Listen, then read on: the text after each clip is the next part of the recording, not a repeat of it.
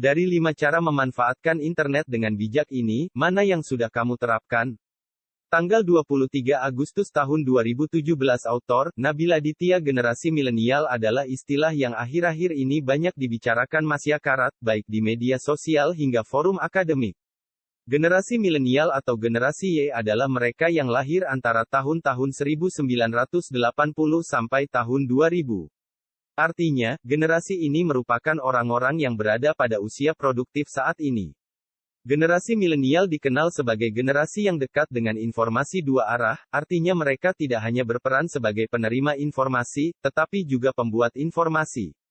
Ciri khas ini muncul karena adanya internet. Ya, kaum milenial adalah mereka yang mempunyai kedekatan yang lebih dibanding generasi sebelumnya, yakni generasi X. Kedekatan dengan internet ini tidak jarang membuat generasi milenial disebut-sebut sebagai generasi rusak, karena banyaknya konten-konten negatif yang dapat diakses dengan mudah melalui internet. Bukan hanya itu, generasi milenial juga sering mendapat sebutan sebagai generasi yang tidak dapat mengatur waktu dengan baik. Bagaimana tidak, banyak generasi milenial yang terlalu asyik dengan telepon genggam dan sosial media, sehingga lupa mengerjakan kewajibannya, baik belajar maupun bekerja. Walaupun demikian, tidak semua generasi milenial bersikap sama. Banyak juga generasi milenial yang memanfaatkan teknologi internet untuk hal-hal yang berguna. 1. Aplikasi permainan di internet untuk membahas soal-soal ujian SBMPTN. Mengunduh permainan ke ponsel pintar merupakan salah satu cara belajar yang unik. Aplikasi permainan yang dimaksud di sini adalah aplikasi-aplikasi yang dapat membantu dalam belajar. Aplikasi semacam itu tepat untuk menghindari bosan akibat belajar monoton dari buku, karena konsep aplikasi-aplikasi tersebut adalah bermain sambil belajar. Contohnya, jika kita hendak mengikuti seleksi masuk perguruan tinggi, kita dapat mengunduh aplikasi kumpulan soal-soal tes potensi akademik. Dengan cara itu, kita bisa mendapatkan ilmu pada waktu luang singkat, misalnya saat menunggu bus di halte sekolah, di mana terkadang rasanya kurang efektif untuk membuka dan membaca buku kumpulan soal. 2. Internet untuk berinteraksi dengan teman melalui media sosial. Kita juga dapat berinteraksi dengan banyak teman dimanapun mereka berada. Bahkan saat ini banyak situs di internet yang menyediakan fasilitas berupa forum di mana kita dapat bertemu secara virtual dengan orang di berbagai belahan dunia.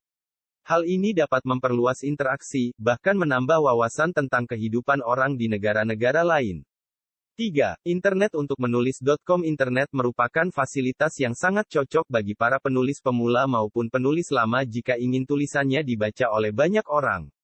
Melalui situs-situs menulis seperti Blogspot, Wattpad, Tumblr, WordPress, dan sebagainya, kita dapat menuangkan isi pemikiran tanpa khawatir tidak memperoleh pembaca.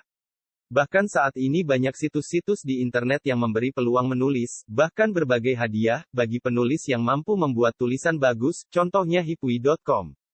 4. Internet untuk menyalurkan kreativitas. Banyak penyanyi kelas dunia yang dikenal bukan karena dipromosikan oleh produser terkenal, tetapi karena mereka mempromosikan diri sendiri melalui internet, tepatnya YouTube.